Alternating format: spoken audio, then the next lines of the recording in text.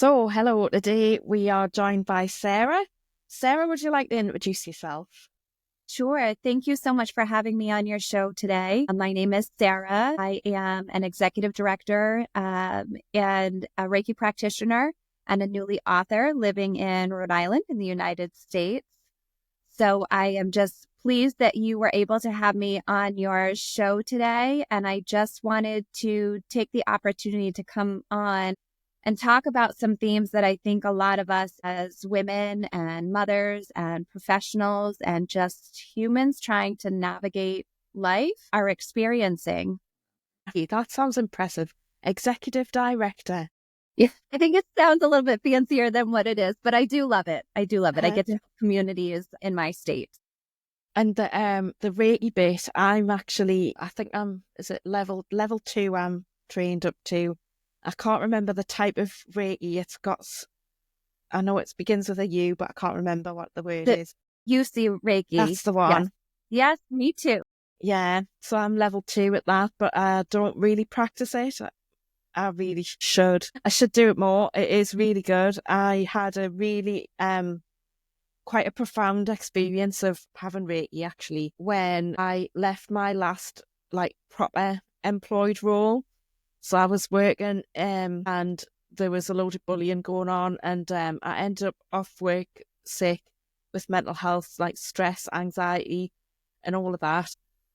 A friend did Reiki and she said, "Oh, come round, I'll do some Reiki on you." Thought, what's this? Well, what is it? Like, oh, well, it's like massage, but you don't touch. And I was like, well, how's that going to work? That's ridiculous.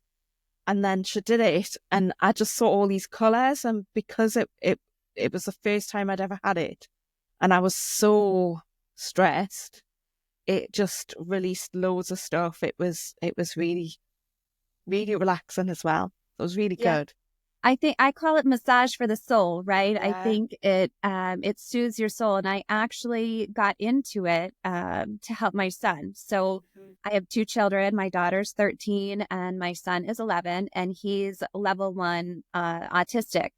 And so a lot of struggles can happen internally with that neurodivergence and a lot of built up of emotion. So I started practicing on him even before I went and got certified. And he would ask for it in the evening as a way to help regulate and calm his nervous system down.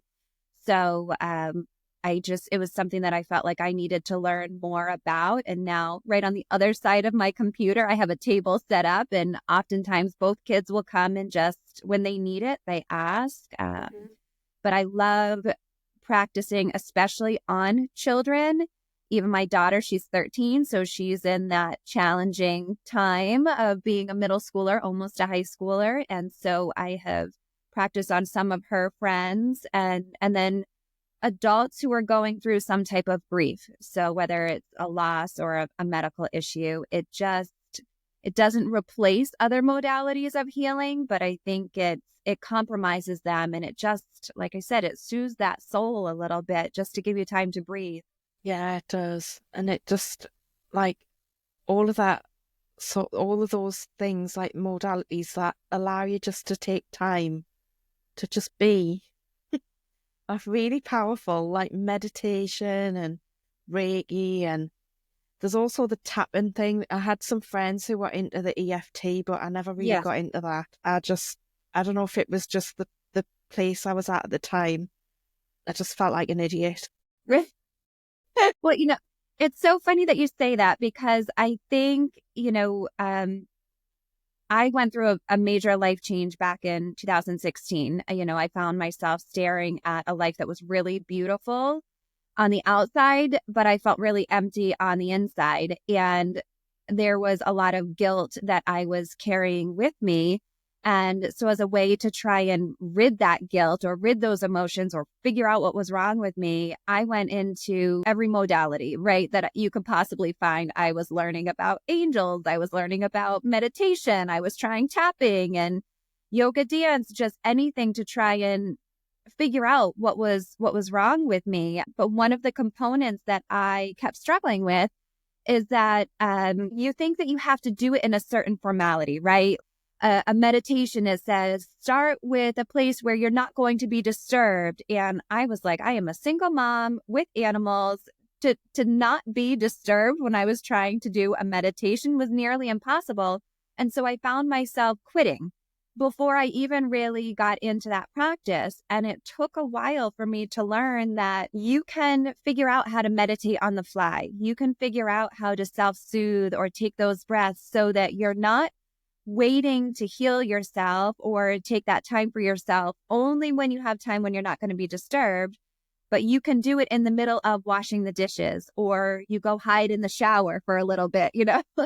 And I think You that, get peace in the shower? My goodness. right, well, you know, again, you never know how long it's going to last. So that, you know, that's for sure. But, you know, I think that that's one of the challenges that I had to overcome, was trying to figure out how to weave peace into the daily chaos of life. So, Yeah.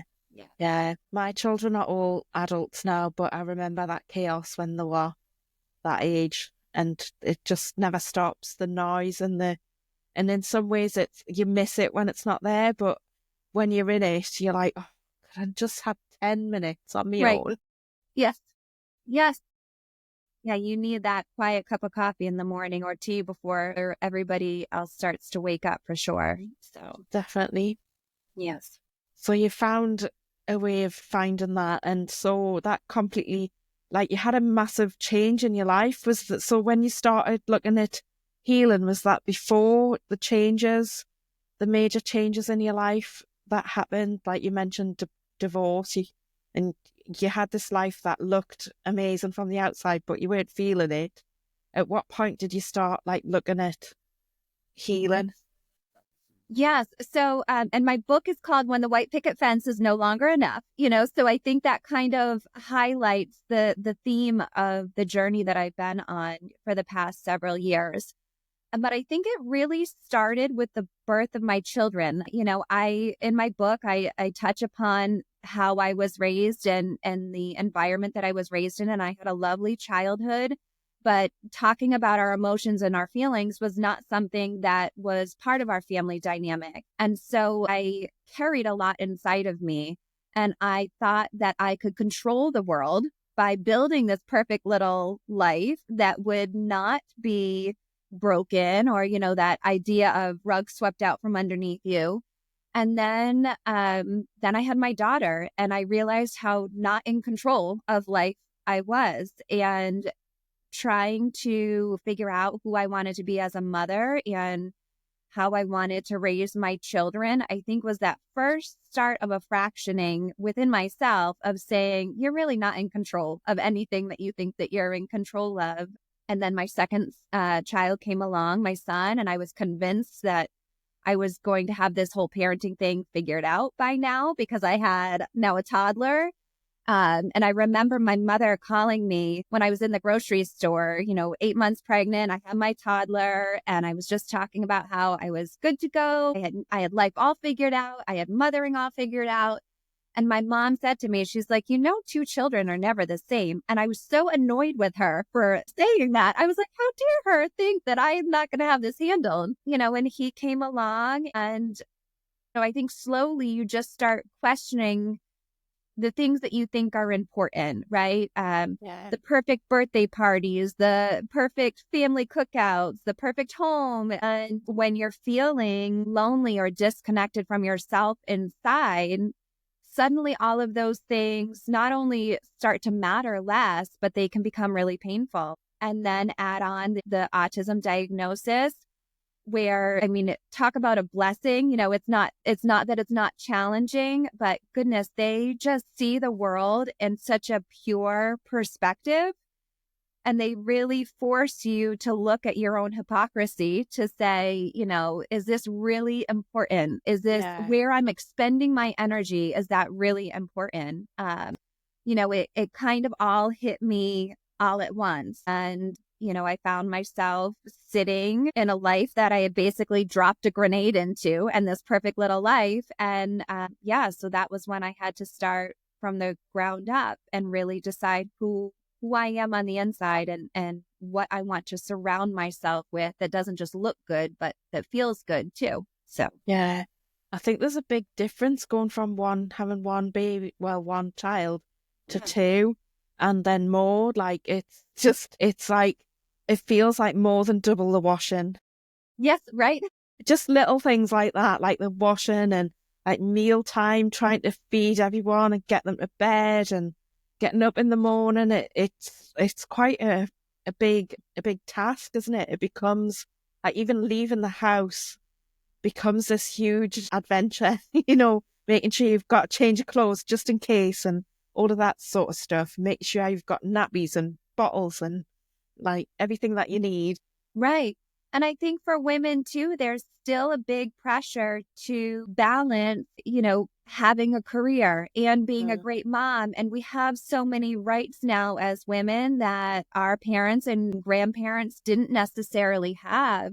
But it also becomes this struggle because you want to honor the right that we have and the freedom we have to go and be successful in the workplace and professionals, but you also want to be that great mom at home. And there's still just one of us, right? And we're dividing time. And I think that can make it a challenge too. You're trying to get out the door dressed nicely with baby throw up on your shoulder and you're wiping it off on the way to the job. And then you're scrambling to try and get home in time to pick them up. So there's a lot that we as women and mothers especially carry, I think, right now in the world that we're living in.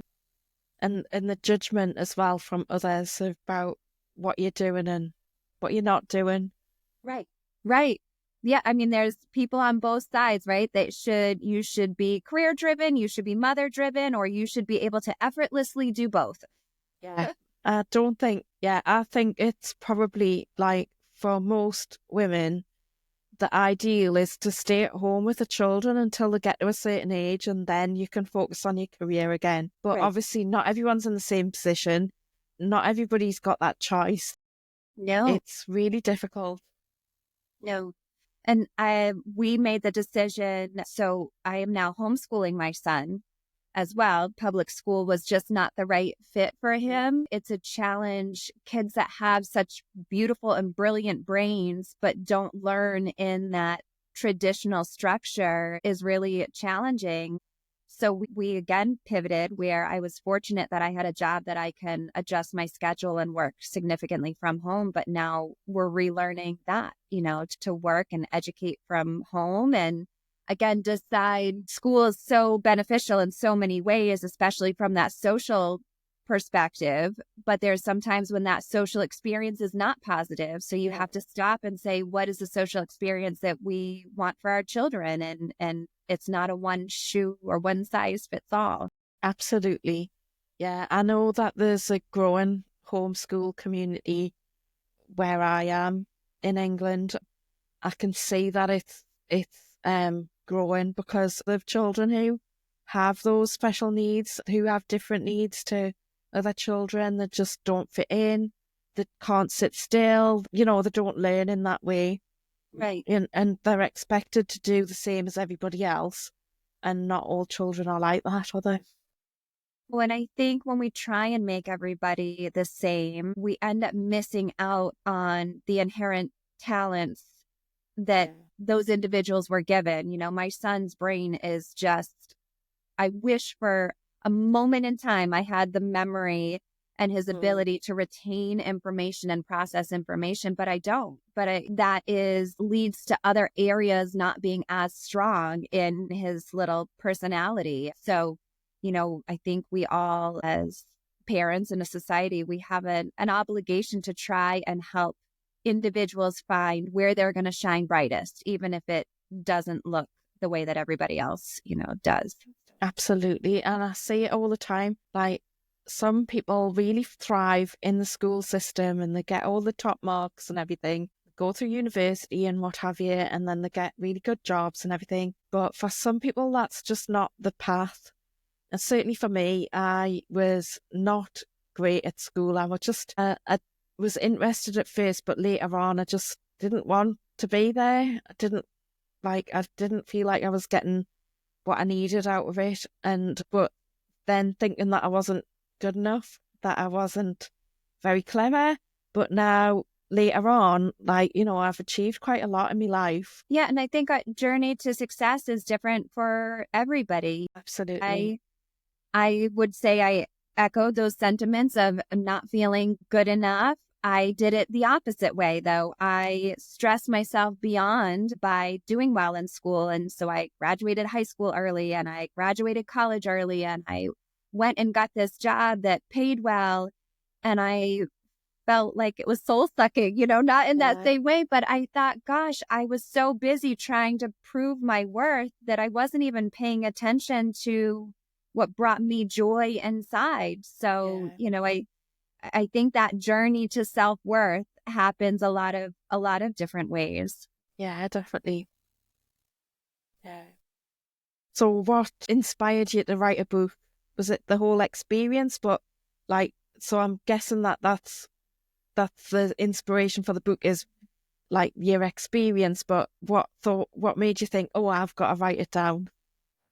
So I would say that I didn't necessarily start out thinking that I was going to write a book. I started writing more as a way to try and heal myself and understand myself. And I talk in the introduction about right after my divorce, I found myself flying to Hawaii to go to a Hay House Writers Conference thinking, oh my gosh, what am I even doing? I'm not even a writer. I didn't even understand why I was going, especially at that time in life. But I got out there and I found myself in a room with hundreds of people that were all looking for the same thing. They were trying to find a different level of themselves and asking that question, like, is this all there is in life? There's got to be something more. I really started my writing through journals. So if you read my book, it sounds almost more like you're having a conversation with a friend or that you're getting a glimpse into my journal. And that really is what it is. But as I continued to review what led me to where I am now and the experiences that I have had and that I continue to have on a daily basis, I found little moments of peace within those chaotic moments. And even at the most challenging experiences, upon reflection, I found a blessing and I found a lesson within it. And I found a greater level of faith that no matter what is happening in the moment, even if it's feeling challenging, it's ultimately leading us to a new spot and something that is a little bit more aligned with us. So, I shared some pieces of writing. I have a Facebook page called Beautifully Free, Entirely Capable, where I would just post little messages, and mostly about things that were happening in a daily life that I spun a perspective and I found a deeper meaning on. And I found people starting to resonate with my thoughts. And the more that I was vulnerable in what I was feeling and experiencing, even if others weren't on that same journey, it was fascinating to me how they were feeling similar feelings, even if the external journey looked different.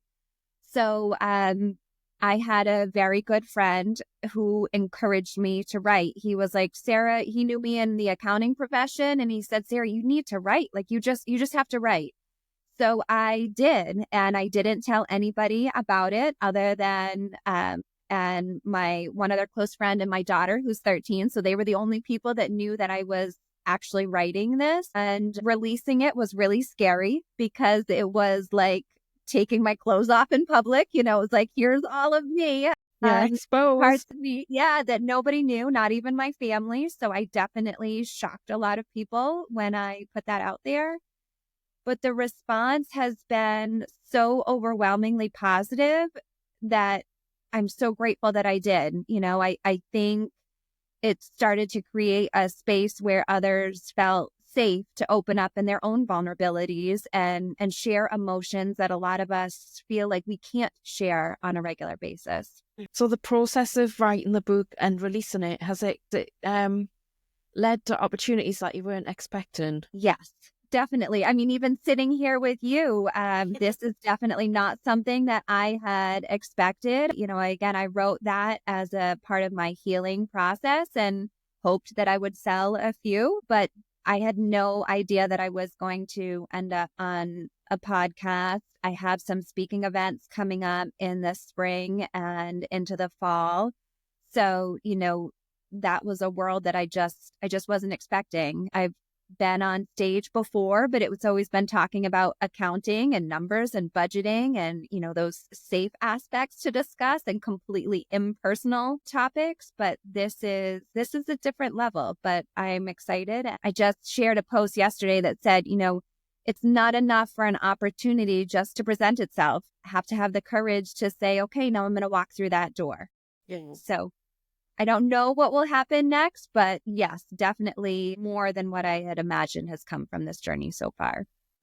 And like for me, that was the thing when I started the podcast. I wasn't really sure what was going to come from it, but what's actually happening is that I'm widening my network because I'm forced to look for guests all the time because I need those guests to keep it coming. Yeah. And so I'm talking to more people. I'm asking people for help, which I don't usually do.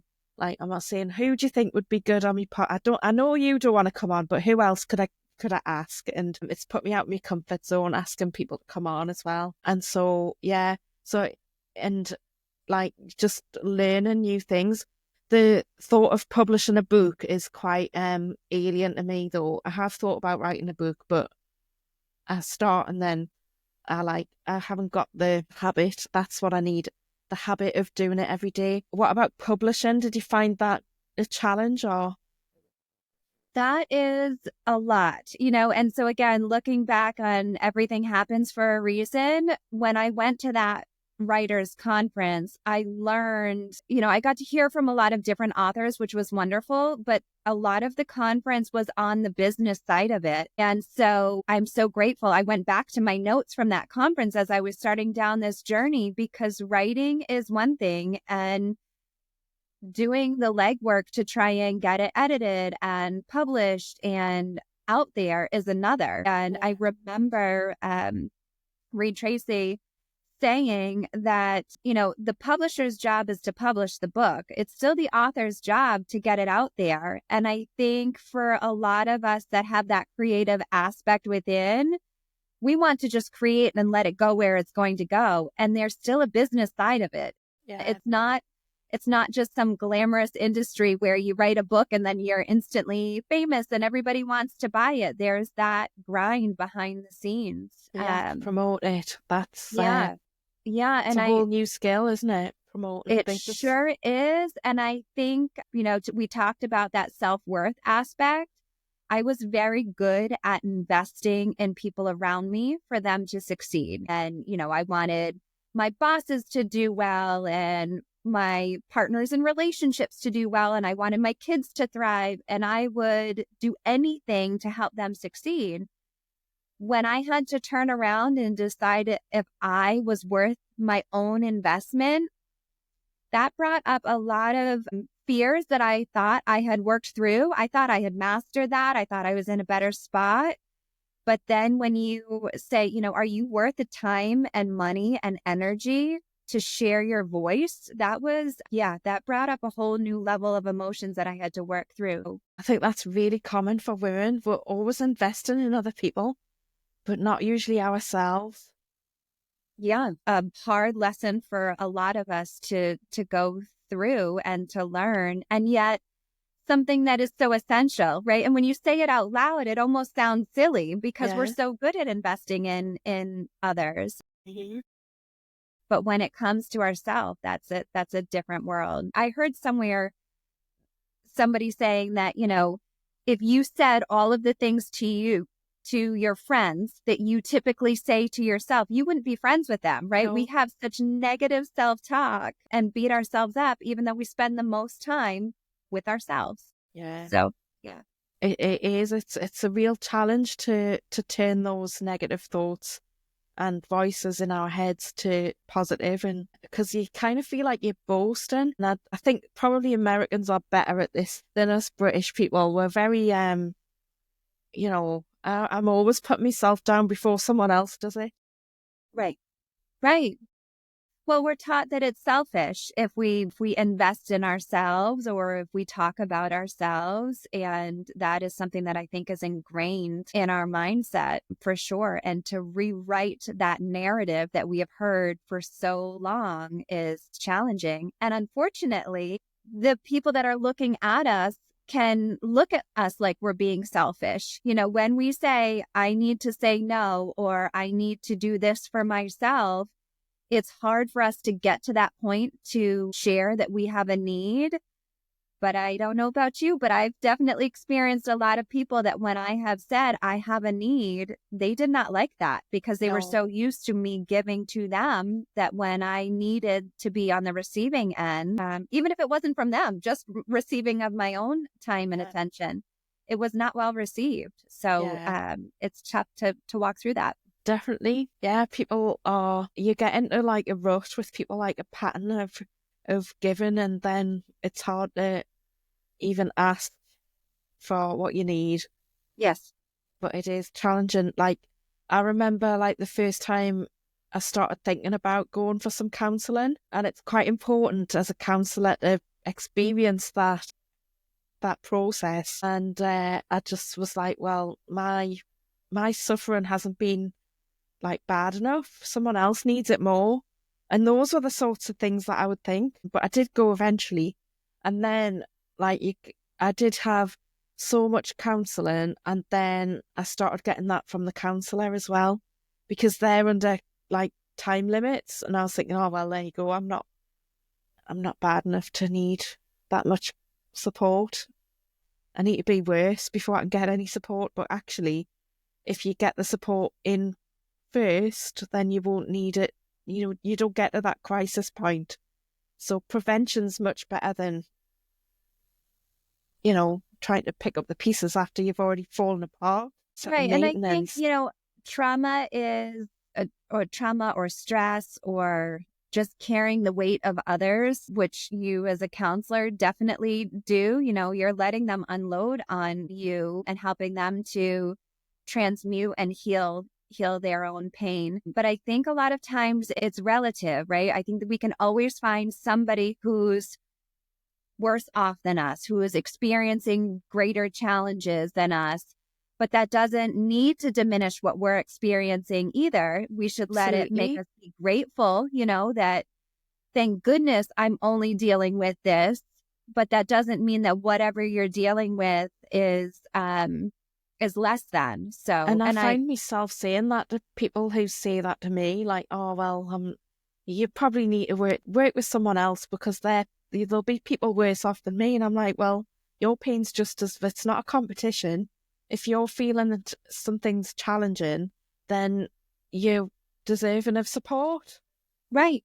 You find yourself telling people the same thing that you need to hear. That's what I find in the counselling room all the time.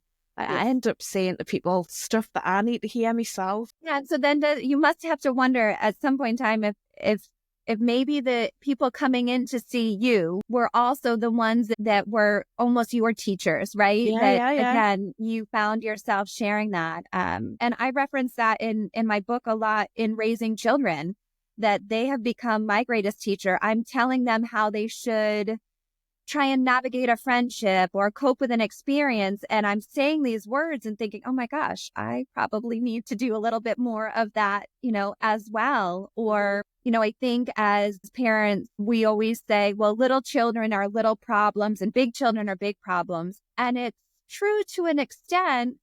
But, I share that a little one who loses their teddy bear, that's like losing their security. So yes, to us, it looks like a minor problem, but if we don't teach them how to properly feel that emotion and to express that emotion, and instead tell them to it's just a teddy bear, don't worry about it. They don't learn those skills to properly recognize their emotions and regulate their emotions and then share that. Definitely. So even children, at a young age, we can get ourselves caught up by trying to judge the size and magnitude of their problems. And I think as adults, we experience that as well. People judge all the time with what is and isn't a big problem. But I think it's all relative. We just need to learn gratitude through it all. Definitely, gratitude's really important. I was going to ask, is there anything from your old life with your white picket fence that was so perfect that you moved away from? Is there anything from that life that you actually miss? I think one of the biggest challenges that I have found has been rebuilding a community. And I think, when I was in that dynamic, we had developed a lot of friends and relationships that it was a married couple friendship or a family dynamic, or even just the holidays where you're bringing everybody together.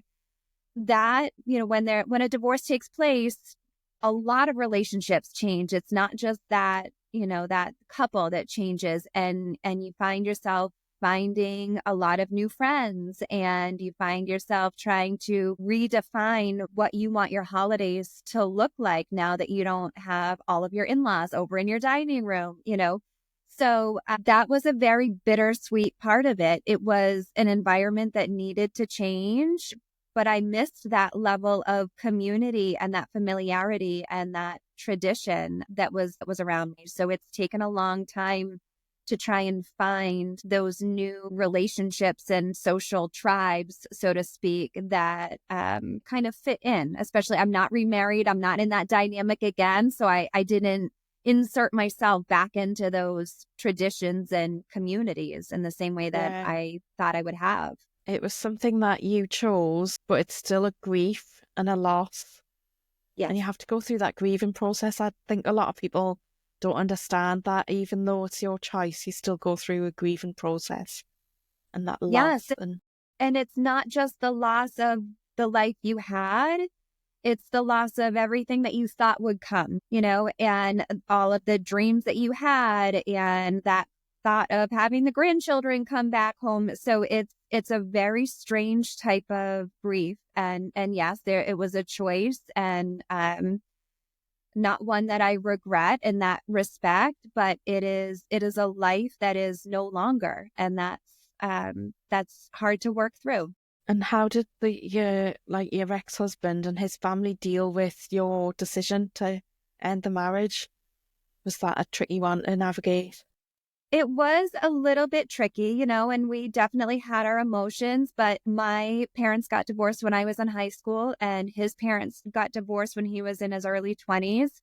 And we watched both of our families not cope with the divorce well. And we watched our parents become very angry at each other. And so while my ex and I were married, we said, if we ever are to get divorced, we will never put our children through that. And so I am so grateful that he and I kept that promise to each other, and we co-parent very, very well. And I joke in my book that my daughter in kindergarten had her friends over, or first grade, and she had her friends over, and I could hear them outside. And she was saying how her dad and I don't live together anymore, but we're best friends, and I'm like, best friends may be a little bit of a stretch, especially in those early years post-divorce. But I was so glad that that was the perspective that my daughter has. Yeah. We've worked very hard to put our children first in this. So we're at events together. We had a dog that we had for 16 years. And when it came time that we had to put her down, we had that discussion, the four of us together, so we've worked very hard to show that a marriage can end, but that doesn't mean that a family has to end. Yeah. And that I think it was actually harder for our families to see how well he and I were getting along. I think other people didn't know how to react, and it Like, was why are you unnerving a little splitting bit. up if you're getting on so well? Right, right. But yeah, so that has been, again, it's not all roses all of the time, and we certainly have our differences. And I've had to learn how to run a household and do a lot of the things he used to do, and he's had to learn how to run a household and do a lot of the things I used to do. But overall, we've found that balance, and I'm grateful that our kids have been put first and that we were both able to do that. Yeah, that's really important, isn't it? It's horrible when you don't get on. It can be very vicious. Right, right. And unfortunately, the only ones that lose in that dynamic are the children, and then it perpetuates that cycle. So Yeah. yeah, Well, it's glad not that we just, were able to well, help it's it. everybody who's involved, but particularly the children because they're so young and they're like vulnerable and they need their parents to get Right, along. right. Yeah. Yeah. That is good to hear though, because you don't. I think it's happening more now. I'm seeing more couples getting divorced, but staying friendly with each other, friendly like on good terms. Right. That's friendly's probably not the right word, but on good terms. But like I think in the past it was a lot more acrimonious. Than now. It seems to be that people are realizing how that it doesn't need to be like that. No, and I think at one point in time, I loved him in a way that I wanted to marry him and have kids with him, so it's hard to it's hard to sometimes see through that anger and pain and when things are falling apart and when for whatever reason life has grown and you found yourself in different places. But I think a lot of times it's really easy to blame others and everybody else around us for the shortcomings in a situation. And when you start looking at yourself and saying, oof, I probably added to that situation. I wasn't my best self in that dynamic either, or I didn't make it as easy for this situation to grow. Or just recognize that you both started growing in different paths, and that's okay. Not everybody learns to grow together. But I think when we can start to see the other individual as a human that's trying to do the best they can as well and remove some of that anger, it does open up doors to try and at least meet somebody where they're at and hope that they're doing the best that they can. And I know not all situations are like that. I'm grateful that we weren't dealing with any other types of abuse or substance abuse or anything like that. So there's definitely scenarios where that is not a reality that can happen. Yeah. But I think we witnessed for a long time a lot of divorces that were in anger because neither side really wanted to self-reflect on how they contributed to the overall situation. Yeah, I think taking responsibility for your part in whatever situation's there is really important. And it's something that you have to learn. I think you don't necessarily have that instinctively. I suppose it depends on your upbringing, but a lot of people just blame everybody else and rather go and go, oh yeah, I could have done that better Right. It's or hard in a to look in different the way. mirror. It's really hard to look in the mirror and recognize, that's happened. I went to a speaker, Carolyn Meese, who has some fantastic books out there, but I went to listen to her and she was talking about people's emotions and their own hurt. And she said, don't think that there's not somebody out there who's in therapy because of something you did, and I thought, gosh, that's a really great point is that we can hurt people whether we're intending to or not. It's just part of that human experience. But to think that we're the only ones that are being hurt and not Yeah. also doing some of the hurting is Of course, it's naive to think that, isn't it? right. Right. Yeah. Like not even like sometimes it's just not intentional, but you can't live your life to keep someone else happy and like to give them what they want because that's not going to be right for you. So yeah, there's always going to be situations like that. So have Yes. you met other writers as well? You said you went on that course where there was lots of other people with a similar goal to you. Have you kept in touch with them? Have you met anyone else I since then? have. So, and actually, one of the authors that I heard speak on stage wrote an endorsement for my book. Her name's Nancy Levin.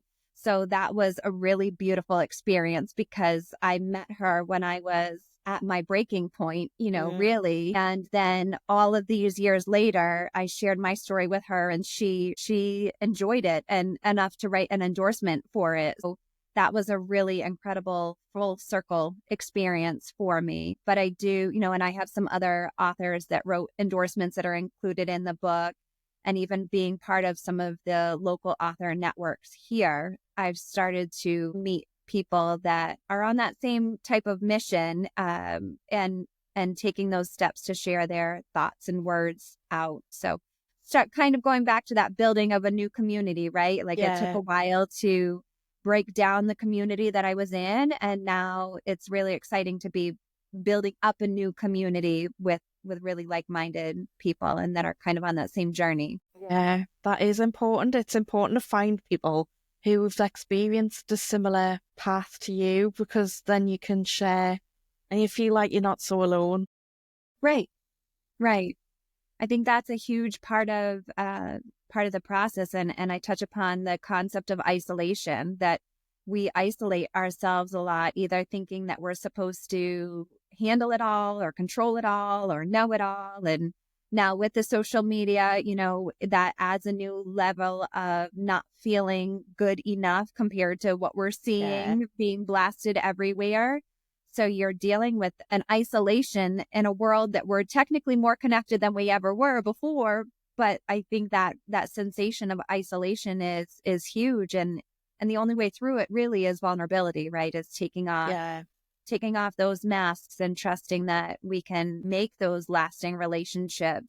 Because I think in some ways, because we've got all these digital connections, we don't always invest as much in actual physically getting together and talking to people. Right, right.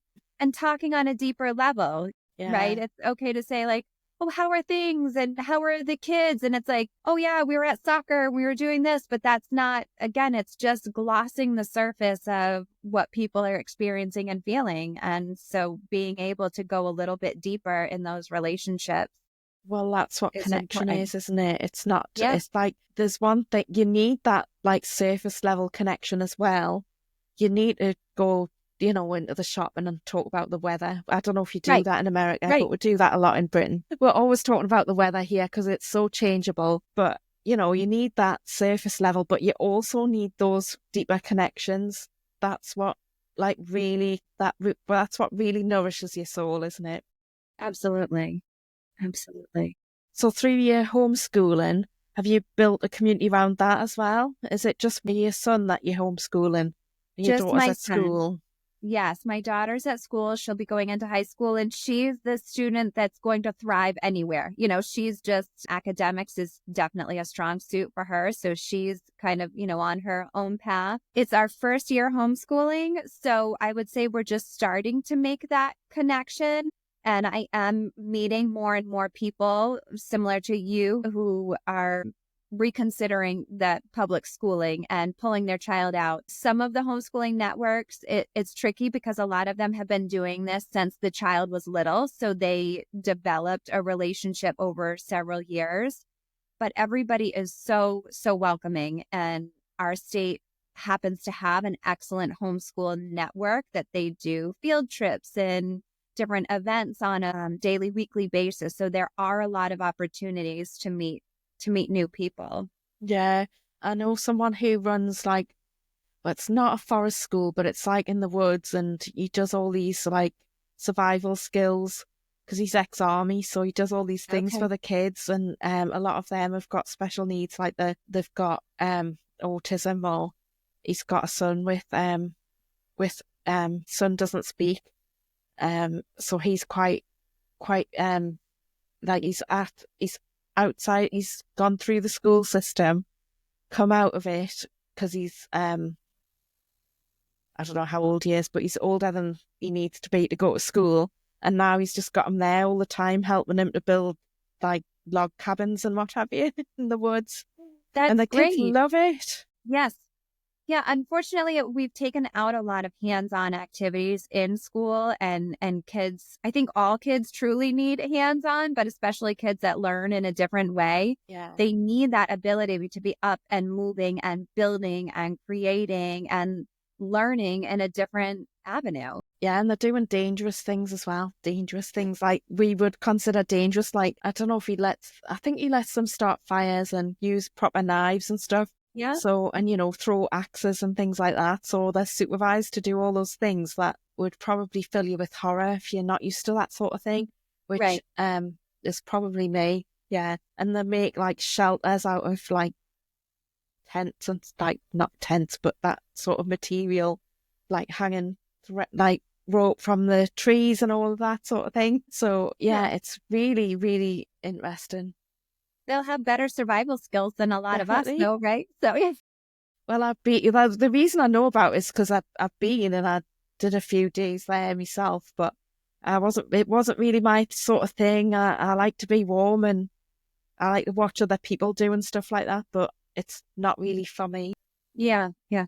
I got my son into martial arts. So he does karate, and my daughter actually does it now too. Mhm. So that has been one of the best experiences that we had. But I had a family, we do a unified sports league. So it's kids with differing needs and then a buddy to kind of help them. And through that, I was referred to a karate studio nearby. And that has been one of the best things that we have ever done for Mm. both children. But it Yeah, started for my son to really boost his confidence and give him a sense of discipline, but also that physical release and yeah. ability to protect and defend. And then my daughter fell in love with it. So we spend a lot of time. Well, that's good that she enjoys it as well. I think for boys in particular, they really need that physical, like, to burn off that energy and like get that rough and tumble and stuff. And I think modern lives, they tend not to do that. Like, kids are taken everywhere in the car. Like when I was young, I don't know what it was like where you live, but where I live, like when I was young, the kids just used to like roam this, well, not quite roam the streets, but would go out Right, on our bike and explore. And, you know, some kids would explore abandoned buildings and get up to all sorts. I didn't do any of that, but we did go out on our bike and go a bit further. But now kids don't play in the streets anymore yeah, here. So, yeah. and they get taken to activities and they're just supervised for everything.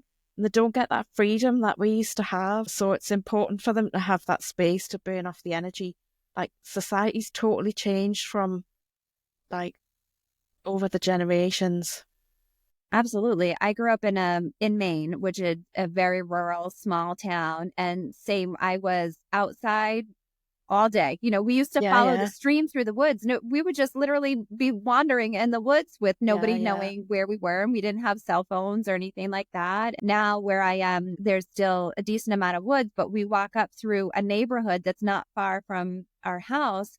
And we laugh because we go through and we can walk through in the all summer long and there's nobody outside. It is so strange to witness that. Mm. So yeah, I agree. We need outdoor time and physical release time and even kids just being kids, unsupervised time. You Yeah. know, my daughter will come in and she'll be like, Mom, Joey did this, or Joey, Joey said a bad word.